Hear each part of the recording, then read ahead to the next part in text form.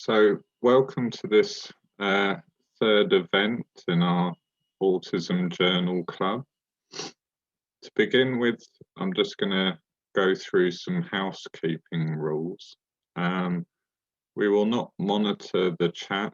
I'll try my best to dip in and out of it, but please do use this space to discuss the presentation if you wish to. You'll be able to see the presenter, chair and panelists throughout. So, hello everyone. And you can ask questions using the Q&A function. And these will be asked by the chair during the Q&A session.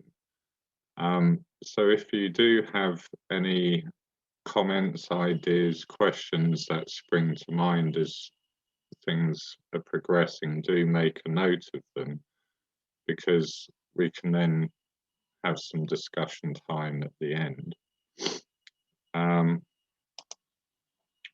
We have a hashtag you can also use if you want to discuss the topic today on Twitter or afterwards on Twitter. Tizard Autism Journal Club. And please tweet using that hashtag. I'm chairing today. I'm Dr. Damien Milton, and today's panel is made up of Krisha Waldock. Krisha's a PhD candidate and researcher at the Tizard Centre, exploring the social inclusion and belonging of autistic people in religious and humanist groups from a critical autism studies perspective. Krisha, along with Naomi and other colleagues, is a member of the Inclusive Church Disability Conference planning team based at St Martin's in the Fields in London. Krisha is autistic, and the paper Krisha will present on today is on autism in churches and was co-authored with her colleague Rachel Forrester Jones, who is a professor in social policy at the University of Bath. And we're also joined today with Dr. Naomi Lawson Jacobs, and Naomi completed a PhD on disabled people's experiences of churches in 2019. They write about disability, churches and theology through a neurodivergent and disabled interpretive lens, and they are currently co-writing a book based on the PhD for a non-academic audience. Naomi is autistic and also a wheelchair user. And I'll say I know both the panelists fairly well because of their involvement in park activities and events over the last few years and elsewhere. It's really great for me to be able to introduce you both. After Krisha's presentation, we have a couple of discussion points that we're going to briefly discuss between the panelists before opening it up to a more general Q&A session. So with no further ado, I'll hand you over to Krisha. Thank you, Damien. And good afternoon, everyone. As Damien's already said, my name is Krisha, and welcome to this short presentations of the findings of a study I did, which was titled An Exploratory Study of Attitudes Towards Autism Among Church-Going Christians in 4 Protestant Churches in the southeast of England. As not everyone may know me, I'll give a little bit of background as to who I am. So, as Damien said, I'm a PhD candidate at the University of Kent, where my research is exploring social inclusion and belonging of autistic people in various belief systems. I'm currently supervised by Professor Michelle McCarthy and Dr. Jill Bradshaw, and the research I'm presenting today is the precursor to the research I'm currently undertaking. And as Damien said, I completed this with my colleague and co-author, Professor Rachel Forrester Jones, who's now currently at the University of Bath. I welcome people to tweet throughout the presentation if they wish to. My handle is on the slide if you'd like to. Obviously, there's no obligation to. So the session, the overview of the presentation is going to follow the following structure. I'll firstly cover a bit of background and context for the study, okay, sets of views. I'll then outline how I did it and present what we found, and then we'll show where this fits in with both wider academic literature and also activism and what we call in academia grey literature as well. The panel will then discuss some of the preset questions, and you're welcome to put your thoughts into the chat box, and then we'll take some questions and answers afterwards from the Q&A. So in regards to background, disability has been understood in the church in various different ways in different eras, and this includes disability as a blessing or the disabled person as angelic, for example, the Blessed Old Fools of Russia, to disabled people having demonic associations and associations with witchcraft. And all of these aforementioned have been normalised in one era or another. Concurrently, how disability has been viewed and understood in wider society has also changed and evolved, with notable large shifts post the Enlightenment and again since the end of World War II with the rise of liberalism. Ideologies such as deinstitutionalisation, so moving people out of institutions into the community, and the disabled civil rights movement, notably in regards to autism and other neurodivergencies, the Neurodiversity Movement, have challenged how disabled people have been perceived and treated by others, institutions and wider society. And this is also important to note, as according to Brett Webb Mitchell, how churchgoers view and understand disability is likely to have been impacted by how the secular world views and understands disability as well, including autism. We chose to look at autism and autistic people specifically, as there is an increasing number of people who are being diagnosed as, or if they haven't got access to diagnosis or if it's denied, identifying as autistic, and this includes myself. The increasing dialogue and research surrounding autism and autistic people, both in academic and non-academic spheres, has also sharply increased, notably over the last 10 years, showing the relevance of selecting autism as a focus for this study. Changes in policy also echo the notable increase in dialogue in regards to autism and autistic people, with social policy which is apparently designed to improve the lives of autistic people and our families, and guidance for other stakeholders, for example, support workers or employers. And this has also significantly grown. Some notable examples of particular relevance to autistic people are listed on the slide, and these are all UK-based, given the study was UK-based. So you have the 2009 Autism Act, the 2010 and 2014 Autism Strategies, the 2010 Equality Act, and also particularly of relevance to this field of research is also Article 9 of the European Convention on Human Rights, which has been ratified through the UK Human Rights Act of 1998, which requires freedom of thought, conscience and religion for all persons. We chose to explore churches in this study as according to the most recent ONS statistics from 2011, around about 33 million, so around about 60% of the population reported to be Christian, either culturally or through church attendance. And there are around about 50,000 churches or congregations. And when we look at church membership in the UK, as of 2015, there are around about 5 million members of various churches. Now, it's important to say not all churches have membership, which may account for some disparity in the numbers, or whether there are obviously other reasons as well. And the church is an important institution within the UK, especially when we consider the role it has played historically and can play today in marriages, funerals and other life events and rites of passages such as christenings. Other research has found that churches can add as a conduit to social inclusion, and the research within the relationships within a church can promote a sense of belonging, which according to academics Baumeister and Leary is an innate human need. And also spirituality has been reported as meaningful to disabled people in various studies, including for autistic people in a variety of contexts and for a variety of belief systems. However, in spite of these studies demonstrating the importance of various belief systems to disabled people, the current literature on this specific field is currently quite limited.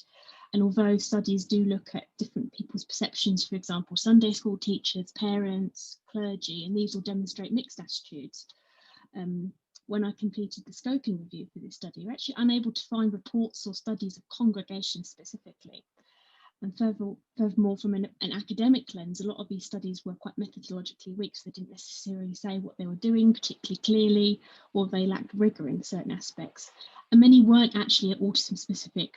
Many lumped autistic people and people with a learning disability together, or they lumped people in with different disabilities, not differentiating or demarcating whose experiences were whose quite clearly. And none of what we found was actually from a UK context, obviously when we did the scoping back in 2017, 2018. Rather, a lot of this came from a US context. And the US is quite culturally different to the UK, including the role of church in society and this sense of an all-American sense of spirituality. So previous findings may not have been 100% transferable to a UK context. In regards to what we were looking for in the study, our aim was to explore current attitudes of UK churchgoers and to discover how this develops. And our objective was to learn about the interface between spirituality and perceptions of autism. And the three main research questions that guided our study were, number one, how exactly do congregations perceive autistic people? Number two, to what extent are autistic people valued within the church? And number three, to what extent do congregations see their churches accessible to an autistic person? So in regards to what we did, we used something we call in academia called a purposive and convenience sampling method. So basically those who met the inclusion criteria and were available and willing to take part, took part. And this was in order to capture what we were after. So for example, in this case, churchgoers in the southeast of England, and it also complements the very exploratory nature of what we were doing.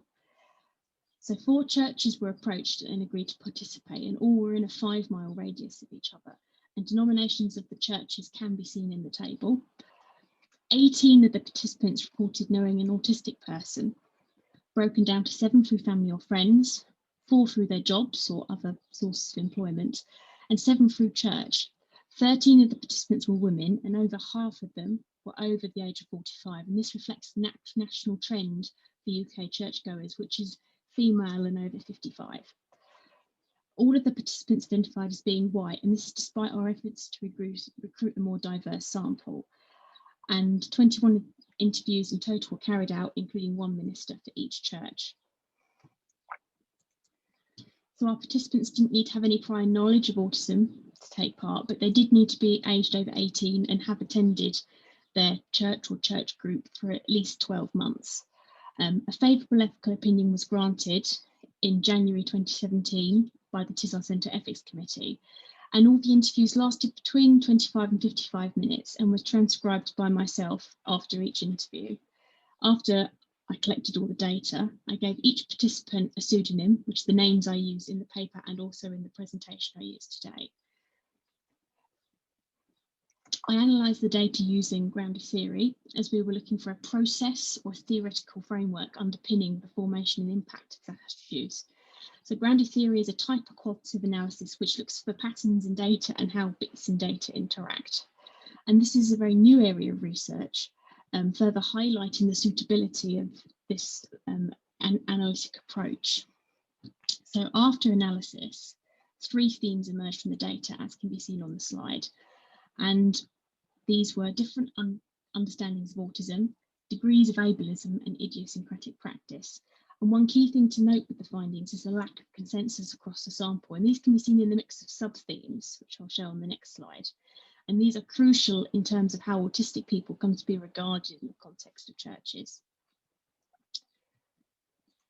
So the 3 themes that emerged from the data were found to interact with each other to create what we call a theoretical construct. And this is shown as on the diagram on the screen. And this shows a process of where the attitudes to autistic people may originate from, how these attitudes might impact on church practice as well. So to visually describe the diagram, different understandings of autism include experiential knowledge and theological understandings of autism, lead on to degrees of ableism with the sub-themes embrace, avoidance, and uncertainty. And this leads on to idiosyncratic practice. And this includes sub-themes mixed church activity, limitations and barriers, and no unified response. So the first theme of different understandings of autism, which I've circled in red on the screen, and it's the bubble most furthest to the left, consisted of the sub-themes experiential knowledge and theological understandings of autism. So the first sub-theme, experiential knowledge, encapsulated where our participants got their knowledge about autism and autistic people from, and also their level of knowledge they had. Now, most participants reported they actually didn't know very much about autism or autistic people, as Leonard actually reports in this quote that I'll share with you now. I don't know on that. It's as simple as that. I don't know. Participants who reported to know something about autism reported that their knowledge around autism was often patchy, with a little bit of experience often informing their knowledge base. Some participants reported confusion around describing autism and autistic lived experience, as shown by Jack. One of the problems I have, and you might be able to help me with this, is that in terms of definition of autism and who's include being autistic or autistic tendencies, it seems quite wide parameter, and I think that's one of the things I struggle with a little bit. So this confusion that Jack exhibits shows the complexity of autism and the complexity of nature of the lived autistic experience, and also the heterogeneity of autistic people and our support needs, which Jack may have experienced. The second theme, theological understandings of autism, explored how the participants' belief structures influenced how they were understood, how they understood autism and autistic people. No consensus was found across the group, showing a variation of stances. 8 of our participants reported more conservative theological views linked to autism and disability more broadly, and this was often as disability and as undesirable. Josie reports this with, I have friends in this church who have a really severely autistic grandson. It was heartbreaking, but I mean, we prayed and prayed for healing, especially for the grandchild, but you have to trust that God is loving them in that situation. So this traditional and somewhat conservative theological understanding of autism, in this case the belief that autism can be prayed away, focuses on the difficulties and struggles that autistic people may experience, as well as the challenges this may be experienced by those around them. And this aligns with the medical model of disability, whereby autism is seen as a deficit and something to be cured or fixed. On the other hand, 6 of our participants, and this includes the 4 ministers, reported a more nuanced understanding and beliefs around autistic people. And this included understanding that being autistic was part of natural human variation and the inherent value that autistic people can bring to a church community. Jack was the only participant who specifically spoke of an autistic person who is valued within their congregation, and he said this: "He is our main keyboard player. If we didn't have him, I don't know what we'd do." It was quite difficult to decipher how valued autistic people were in the communities that we approached from the responses we got. And this quote from Jack was the only enlightenment we had as to how valued autistic people may be in the churches we approached. And this congregant's key role as a pianist demonstrates a value within a set socially valued role. So moving across to the middle of the screen, where we now have degrees of ableism, which is circled in yellow. This behaviour linked to the theme degrees of ableism, and is appeared to be informed by each individual's attitude towards autistic people as depicted in the previous theme, different understandings of autism. So the sub-themes avoidance and uncertainty appear to interact with each other, and that is difficulty of understanding and accepting autistic people seem to lead to withdrawal and isolation from autistic people, and this could potentially be driven by fear or not knowing how to behave, especially in cases where people appear potentially obviously autistic. And this particular quote from Jamie clearly encapsulates the sub-theme avoidance in an anecdote she recollects about her son in church, and her son is autistic. 2 ladies came past and they were telling him off while he was sitting there, that he shouldn't be there, and things that he couldn't get out of the words of, "I'm sitting here. My mum's told me to come down." And as I was coming down the stairs, they were like, "You're being very rude. You're not even answering us." So this example from Jamie also demonstrates negative assumptions around the capacity or capabilities of autistic people, with the immediate assumption of being naughty rather than self-regulation in this case referring to sensory input. The sub-theme uncertainty alludes to how some people in church congregations may not know how to behave or act towards autistic people, and also their families as well, especially those who may be cast as potentially having higher support needs. Chloe expressed this in her interview, that some congregants may inadvertently or advertently demonstrate such fear in such a scenario. Now, what you don't want in churches is for people to avoid or shun somebody just because they don't know how to deal with it, as it's more to do with their fears than any sort of animosity or ill feeling towards a person who may have an issue or a problem. This quote from Chloe clearly demonstrates the impact of the diminished understanding of something which is little known about, in this case being autistic. And it also demonstrates the potential for stigma as well. On the inverse, the sub-theme embrace, which did not appear to interact with avoidance and uncertainty because of its opposed nature based on the acceptance of autistic people and the support needs that we have. And this can be seen in this quote from Ray. There are others who would be reluctant to even talk of it as being in any way abnormal, or to refer to it as that would be offensive. Ray's quote demonstrates the importance of what we say in making people in our churches feel welcome in that community, and the particular impact of various narratives which may not be considered respectful, welcoming, or inclusive. So we'll now move over to the far left of the screen, and degrees of ableism seems to influence and inform the next theme, which is now circled in blue, called idiosyncratic practice. Now, this may have been due to the impact of the emotional mindset of the leadership team in each individual church. Idiosyncratic practice consisted of 3 themes: mixed church activity, limitations and barriers, and no unified response. So limitations and barriers provided an opportunity for no unified response, which in turn led to mixed activity across the churches. And this mixed activity limited accessibility, further reinforcing limitations and barriers. And this process is encapsulated well through some words that Colleen shared with me. Well, I should think they vary. They vary, really. I don't have any other experience of other denominations of churches, but I do think to a large extent it depends on where they are, how big or small they are, and what the makeup of the congregation is. Colleen's words also signify the non-uniformity of church congregations in regards to their locations, experiences of various different groups of people, including autistic people, and also their theology, which may ultimately impact what they do and their practice. And as part of the sub-theme limitations and barriers, the lack of knowledge of Anne Mehmet's National Autism Guidance for Churches, which is currently hosted by the Oxfordshire Diocese, was apparent, and none of our participants reported being aware of them, as expressed again by Colleen. I'm not sure if there's been any input on any, not to my knowledge, of anything. I'm trying to think, apart from the fact that people have to be aware of disability in this day and age, and making sure practically that things are in place for disabilities. And I don't really think there's been much in that way. And this shows the lack of guidance which is known to participants, not only in regards to autism, but other disabilities or access requirements and needs that people may have. And this is particularly of note since the guidance written by Anne Mehmet is not actually particularly recent. It's been up for quite some time, and it's been hosted by Oxfordshire Diocese for a significant period of time, and it is also regularly updated.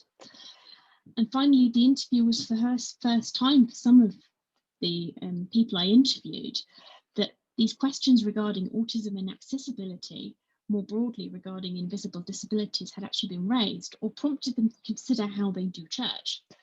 And Nigel expresses this with this final quote: "I hope that we would welcome all people. Your very asking of that question tells me there may well be things we do to set up barriers." So in this, our small-scale exploratory study, we found both positive and pejorative attitudes, and this reflects the idiosyncratic practice among churches that was reported by our participants.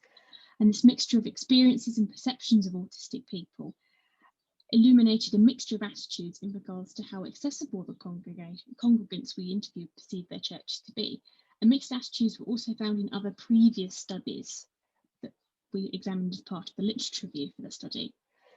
The findings from our study reflected findings of other similar research, notably a study by Patrick and MacDonald in 2015, and they explored attitudes towards intellectual disability, so known as learning disability in the UK, among Catholic priests in the United States. And this similarity in findings is quite notable in the mixture of understandings influenced by both the medical model of disability and the social model of disability. So in Patrick and MacDonald's study, they had a deficient narrative and the diversity is part of human nature narrative. And in our study, we had the different understandings of autism theme. And this mixture of attitudes leads to a mismatch with teachings and beliefs in regards to inclusivity. And as aforementioned, actually none of our participants reported knowledge of Anne Mehmet's guidance for autism in churches, which is titled Welcoming Autistic People into Our Churches and Communities. And our participants expressed wish for training in the theme limitations and barriers. And this echoes other findings by other academics, notably by Howell and Pearson in 2010 in regards to their study of Sunday schools in the United States, and highlighting the need for sharing information and resources across various denominations in this setting. There was also a stigma of being openly or autistically autistic for autistic people, but also a stigma of by association for families who have an autistic family member. And some of our participants described autism and autistic people as other and undesirable. And this supports findings from other studies and papers exploring stigma experienced by autistic people and their families. And this was another finding of ours that echoed the findings of Patrick and MacDonald's study. And these findings also demonstrate how attitudes can be barriers to joining such a group, as argued by Stinker in 1994. And also the increased level of prejudice that can be experienced, as Allport and Ross in 1967 found in regards to Christian churches in the United States, where there was a higher level of prejudice found in churches. And this can lead to even stricter control of engagement and participation from outsiders. So two main limitations of what we did included the small number of people we spoke to and did interviews with, and also only examining one belief system. So similar studies have used a similar sample size to us, although churches were approached with congregants who were from an ethnic minority, they chose not to participate at this time. And we also felt quite fortunate to get the number of people we spoke to, as one church reported that potential participants were quite hesitant to take part, as they felt they didn't quite know enough about autism or have enough experience with autistic people. And it's also not unusual for studies to focus on one faith or belief system as well, to understand a phenomenon in depth to the same manner that we have in this paper. For example, attitudes towards a set phenomenon. And also all of the papers in our scoping review only focused on the Christian church in the US. And in regards to other belief systems, one example in regards to Islam is a study by Jegathesan and Witz, and they examined sibling relationships in Muslim families where there was an autistic child. So to sum up further, this study highlights the need for further work to improve the understanding of autistic people within church environments. And as demonstrated by the theoretical framework we found, improving understanding through both knowledge and beliefs are key to improving attitudes, as this employs both experiential and theological discernment, as theology is a key part of the culture within this environment. Training was requested, notably within the limitations and barriers subtheme, and in our paper we recommended a team with a variety of stakeholders, so a researcher, church leader, autistic people and other congregants as part of building a training package which would work, and also using the current guidance there is as a springboard for further knowledge. And further work is also needed in other belief systems as well. And as I mentioned at the beginning, work is currently underway looking at belonging and social inclusion of autistic people in churches, mosques, mandirs and humanist groups, also how autistic people define belonging more broadly. So here are my contact details and the reference, and a really funny meme, because I do love memes. And I'm now going to pass on to the discussion points, and I'm going to leave this up while the other panelists just get ready. So I'm just going to read through them quickly and also just recap about the Q&A bar. So the first thing we're going to discuss is, to what degree do you think these findings are applicable to other churches and faith groups or other social groups and communities more broadly, and in what way? And also, in using the findings of this study, how could one promote attitude change towards autistic people, either in this setting or other settings? So feel free to pop a question in the Q&A bar. Questions are welcome. And these will follow after Naomi, myself and Damien have had some input on the discussion points. I'll pass back to Damien briefly. Okay, thanks, Krisha. Thanks for the really good talk about the paper. I've made some notes myself, but first I'd like to go to Naomi and have your thoughts, Naomi, on the talk and findings, and also perhaps starting with this first question. Thanks. So to answer the first question in terms of what degree the findings are applicable to other churches and faith groups and other social groups and communities, I want to mention ideology, because for me the most exciting aspect of this study is the examination of the ideologies that frame perceptions of autism in churches, and findings like the suggestion that there's no unified theology of autism. So findings of both the deficit model in church thinking, so prayer for healing and language that positions autistic children as difficult, and some hints of a diversity model, and frameworks that interrogate ideologies towards disability, such as ableism, here allow these ideologies to be looked at in a way that's fairly unprecedented in research on churches, especially in the UK. And this is relevant because I think what we're seeing in the study is an uncritical melding of secular and Christian ideologies towards autism. As the study notes, churches have a lack of theological frameworks to use to understand autistic people.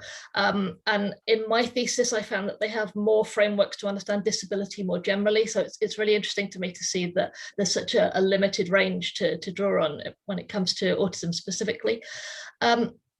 Theology is socially located. It does come out of people's social thinking, but it's not always acknowledged as such, and it's often seen as eternal and immutable, and that can give it an unquestioned level of authority. So when churches and churchgoers only have limited theological frameworks to draw on, they can be a bit of a loss to define autistic people, as we see in the study, and was sometimes found in my research as well. And for some theologians, this gap in theology has even led to questioning the humanity of autistic people. Some quite prominent church and academic researchers on theology and autism question people's humanities. And I think some small echoes of this can be seen in the study, in Eddie's view that autistic people can't understand how to love others and therefore can't participate in Christianity, perhaps rooted in the Christian ideology of the importance of relationship within a certain model of relationship. So some of this lack of theology and inserting of theory without question opens an uncritical space where ableism and deficit models can flourish. And in this study, I think when that was combined with the general lack of familiarity with autism, that led to quite a lot of othering. And ideology and examining it in the way that this paper does matters in response to the question about how far this is applicable to other churches, because different churches will have different theologies and varying ways of constructing ideology and power and authority. And that's even more the case when it comes to different religions. And they'll have different ways of understanding autism as a result of those varying ideologies. So one example from a participant in my research who attended a Pentecostal church, she and her children were understood as demonized, as was found in one person in this study. And that is an explanatory framework that's used in Pentecostal churches, but we don't know how far it's used towards autism in specific in those churches or in others. And we don't know to what extent there's diversity across Pentecostal churches. So research into different denominations and attitudes to autism is needed, but I think what the paper does fantastically is to, as an exploratory study, is to start asking the questions and start building some of the models that would be really useful for that kind of research. And that comes into some questions of the participant sampling bias in the study, which also came up in my research, where there were only white participants, and whether research into other religions and churches from other cultural backgrounds needs collaboration with researchers from similar backgrounds. But yeah, I think there will be findings here that are comparable. In terms of other religious groups, take what I've just said for churches and more really, each religion's theological understandings of autism will vary, and the role of theology and religious text and authority in each religion will vary, with some religions having no religious text at all, and others positioning religious texts in very different ways. And there'll be other factors influencing the acceptance of autistic people in other religious groups, like cultural values. But no religious groups and no churches are immune to the ideologies of the societies in which they live. So as mixed practice was found here and mixed thinking was found here, there'll be a mix of theological and secular understandings of autism, which will look different in practice in every faith group. So I don't think I could generalize without more research, but Krisha's ongoing research will be laying some important ground by looking at understandings of autism across belief groups and in non-belief.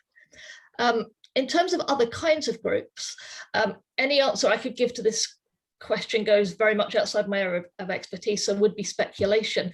But the primary difference between religious and non-religious groups when it comes to understandings of autism is likely to be that faith groups draw on theological paradigms for moral and ethical thought, and they have unique ideologies shaping that understanding of disability and neurodiversity. But they will also draw on the same secular ideologies as any other group in society, because as the paper says, churches and their members are not living in a religious vacuum. Churchgoers are shaped by the same societal ableism as everyone else and have different levels of familiarity with autism, as came up in the paper. So this study's findings of theological understandings of autism would be unlikely to be found in other social groups, depending on whether the members of those groups were religious, and whether their ideas had been constructed by religious ideas. But as a unifying factor, that won't be found in quite the same way. But there are other findings here that might well be relevant to other social groups, particularly the varying degrees of manifestation of ableism. And there will probably be no unified response in most groups, as this study describes it, when it comes to views on autism. So the way that secular and religious ideologies are in conversation with each other is really interesting in this paper, and would be really useful for future research to look at.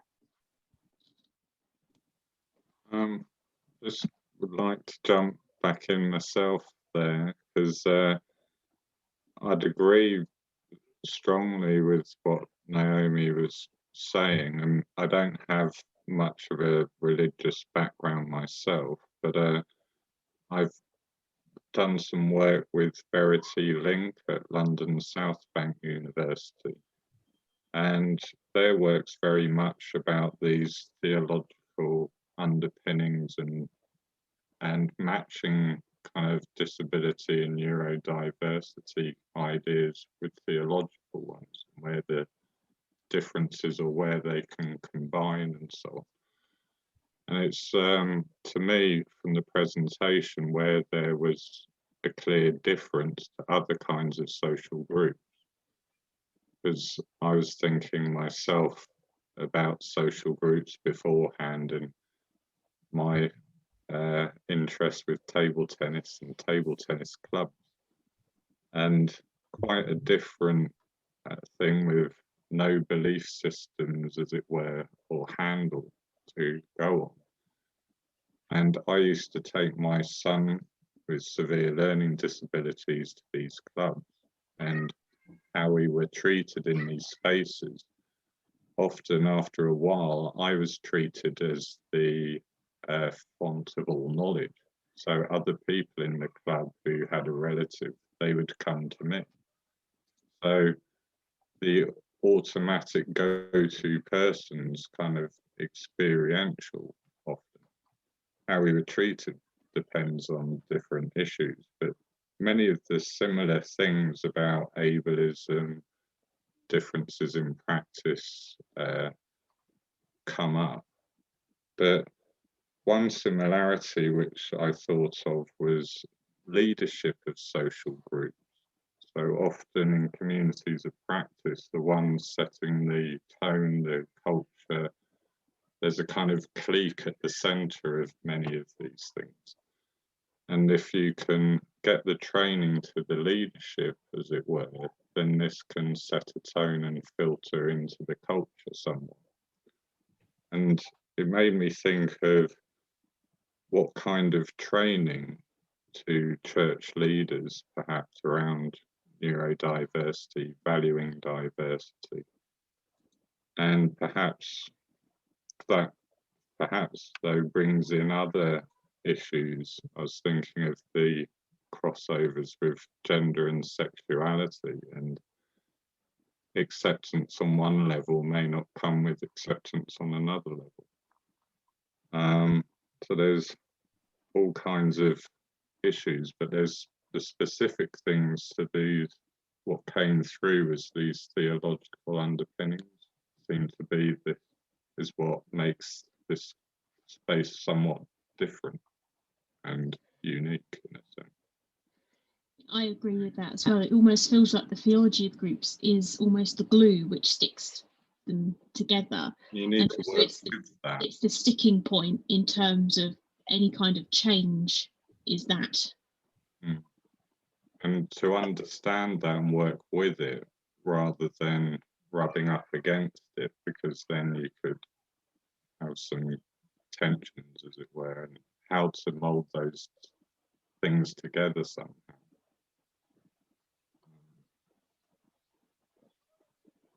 And this kind of the view of autism influencing the culture and the practice can be seen everywhere in a sense.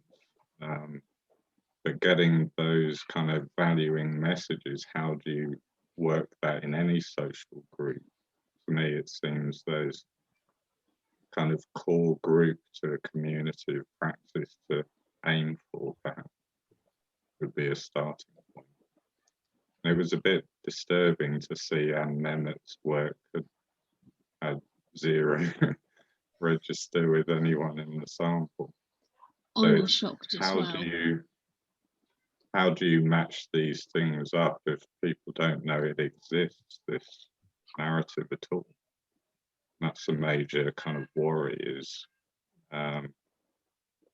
what stories of autism where are people getting their information from?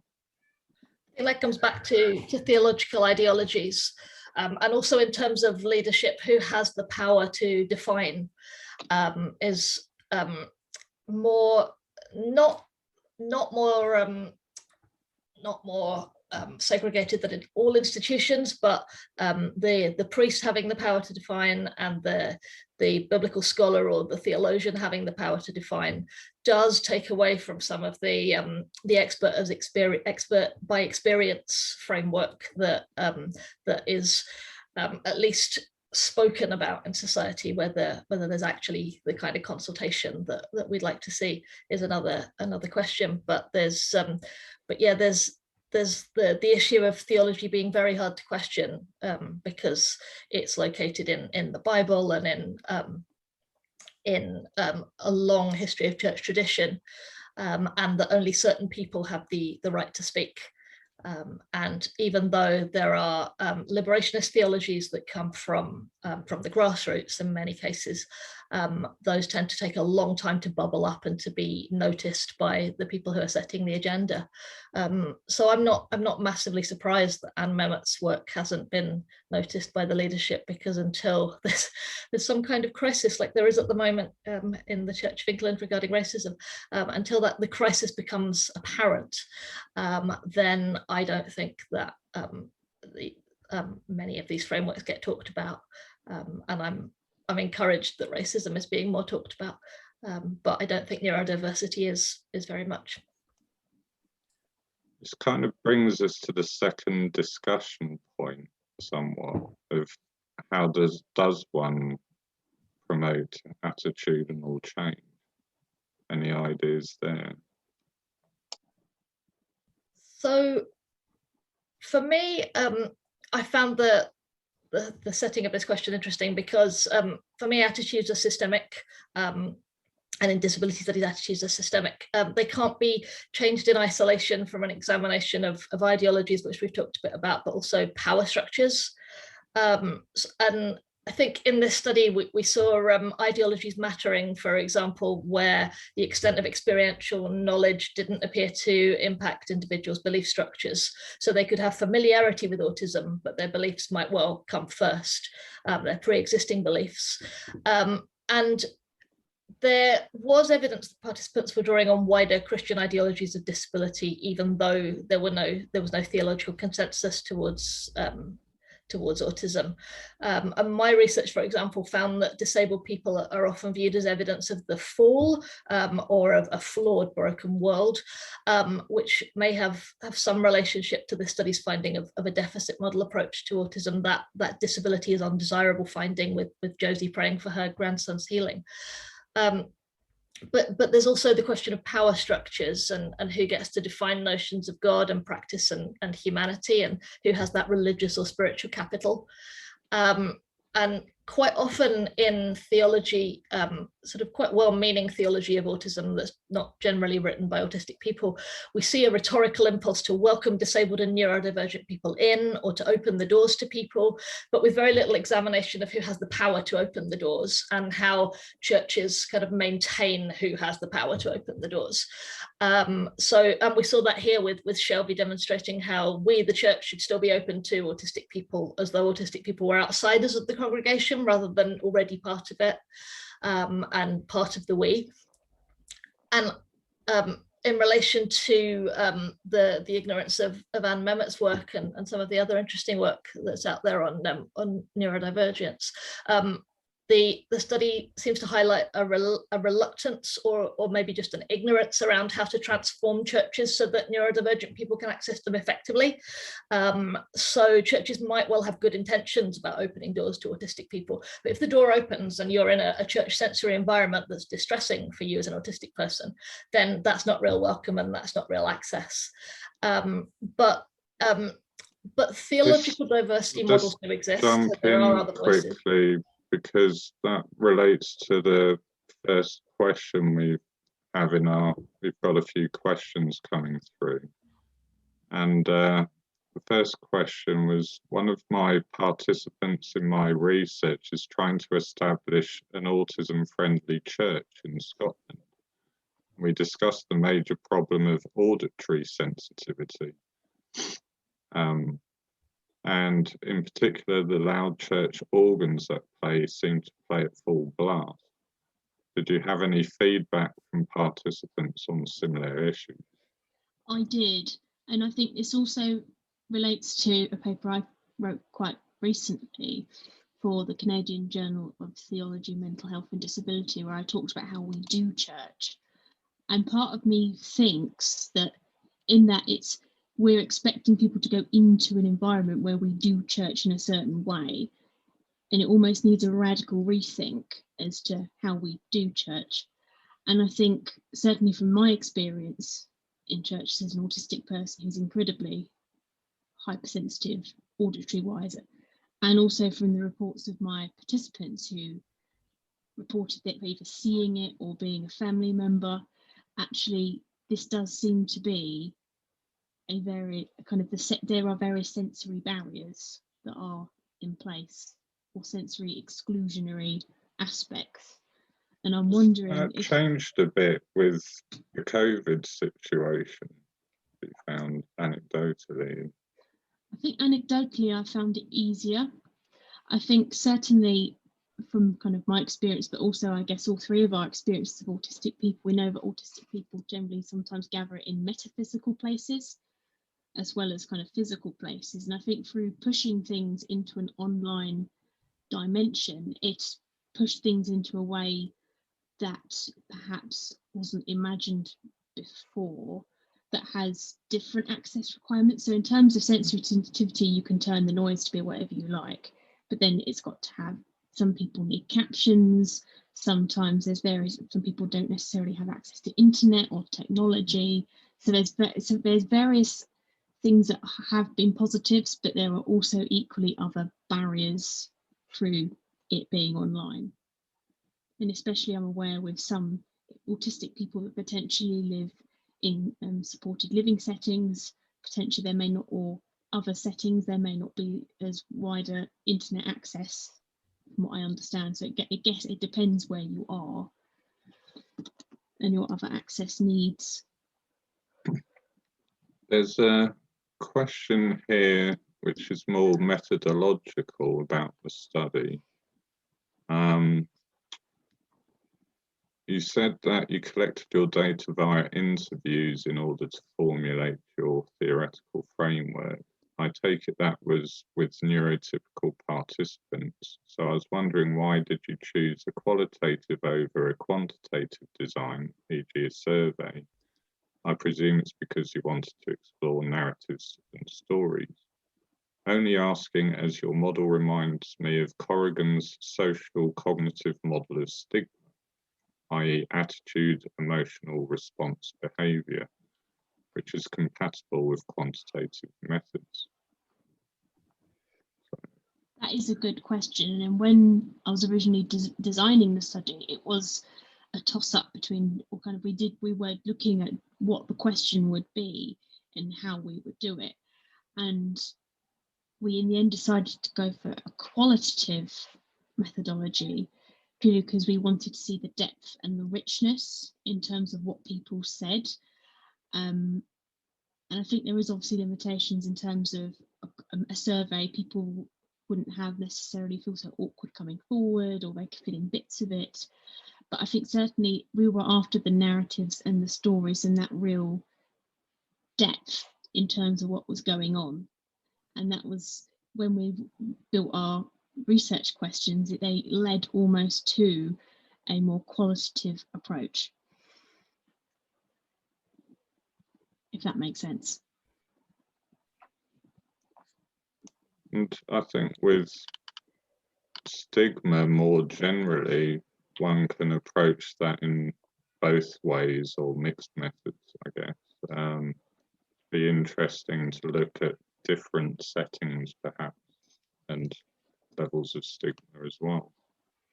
I've got a question here. I'm part of a disabled staff network in the university that I work in. I suspect that similar findings in terms of ableism and idiosyncratic ways of working with autistic colleagues and students would be found. I think all three of us would agree with that.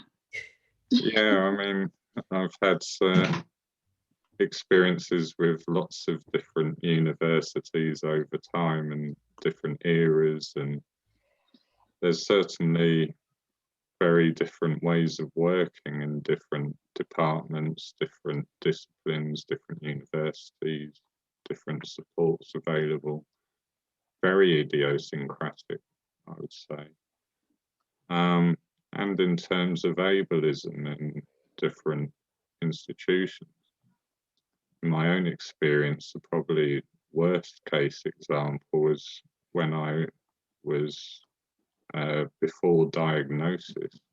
I worked in a further education college, and some of the comments staff colleagues would come up with regards to disabled students, and I hadn't come out, as it were, as autistic at the time, and hearing some of these comments was rather difficult to deal with, especially not being known in the sense of managing those interactions, and pretty horrible. So yeah, certain institutions, organizations can produce ableist cultures, really, and embed them, as it were. Do the panel think this work might uncover anything about what sort of religious communities might be more likely to attract and retain autistic people? An interesting question. Not only in terms of awareness and attitudes, but in terms of practices or so on. In in my own experience, I was attracted to Quakerism because of the very low sensory and social load typical of Quaker settings and forms of worship, such as large periods of silence. I can see the connection there with Quakerism actually in the low sensory environments. But I certainly have two friends who left the CB for, well, one of the reasons I think was sensory issues as well as other stuff. So I very much can see in terms of almost like a goodness of fit that actually we're not necessarily going to be able to fit everywhere, but I guess because there is certain aspects of autistic lived experience and our support needs that come along with that, that certain groups are likely to attract us more or be more attractive. But I think it very much, I guess also it would depend on the cultural kind of aspect as well, because I guess one of the thoughts I had in regards to the first discussion point was kind of in regards to how our findings might be applicable. Actually, obviously, I undertook this study in the southeast of England with all white participants and myself as a cis white autistic researcher. There's likely to potentially, recruiting a diverse sample was difficult, and actually there might be different cultural aspects which would make things more or less attractive in terms of practice, I think, as well.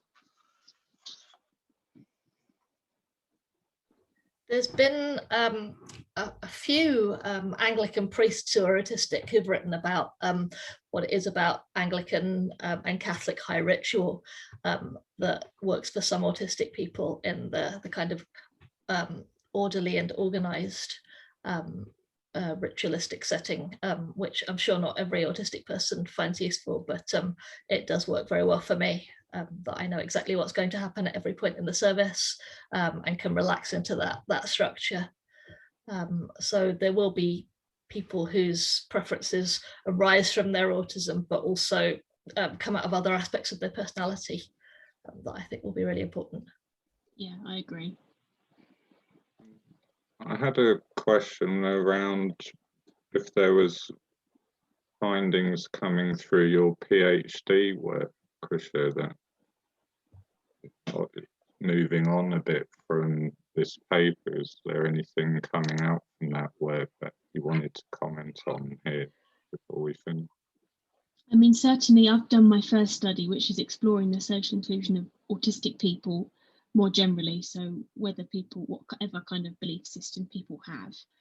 And certainly one of the findings I found was this element of choice being really important, and that some people didn't want to just follow things because it's what they're expected to do, but at the same time feeling real hurt if people aren't invited or aren't considered a part. And so there's almost this rejection of norms alongside this kind of wish and need to connect. So this element of choice, almost, or kind of agency, perhaps more than choice, seems quite important. And I think another quite important aspect is that in regards to kind of more general belonging, which has come out, I think a lot of the work eerily does seem, when there is a misbelonging, it does almost feel like the double empathy problem exemplified in action and in practice. Because I think one of the participants did say that when I was talking about social inclusion, but don't you mean social interaction? And actually that was a really good point. A lot of it was, when it was boiling down to why people didn't feel included or why people didn't feel they belong, it was almost the interactions that people were having were completely kind of missing each other. And that I found that really, really interesting, especially with the very high level of exclusion that was reported, but there wasn't a lack of trying from all the autistic participants or really putting themselves out there, putting themselves outside their comfort zone, and this just not being recognised.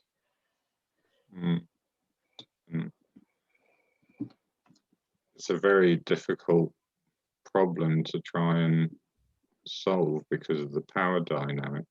Yeah. So, and it takes its toll on those individuals. Yeah. Sense of belonging and self-worth and esteem and all of those knock-on effects can impact from it.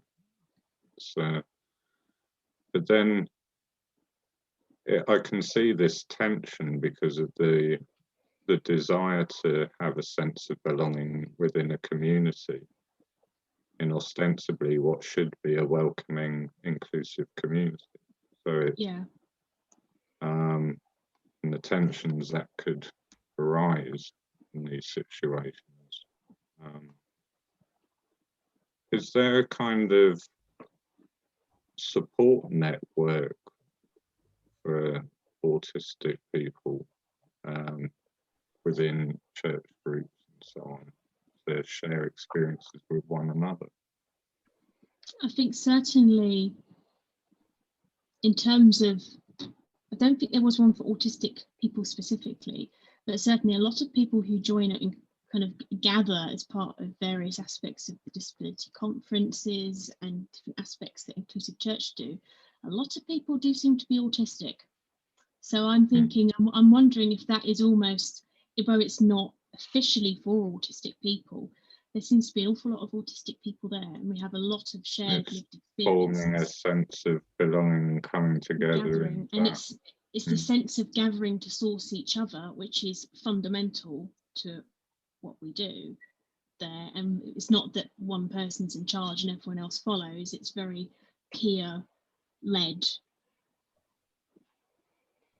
I'm just thinking I think we've run out of time, slightly gone over. Just a quick announcement though, for our next Autism Journal Club. Here we are. Dr. Amy Pearson and Kieran Rose are going to be talking about their paper on a conceptual analysis of masking from the Autism and Adulthood Journal.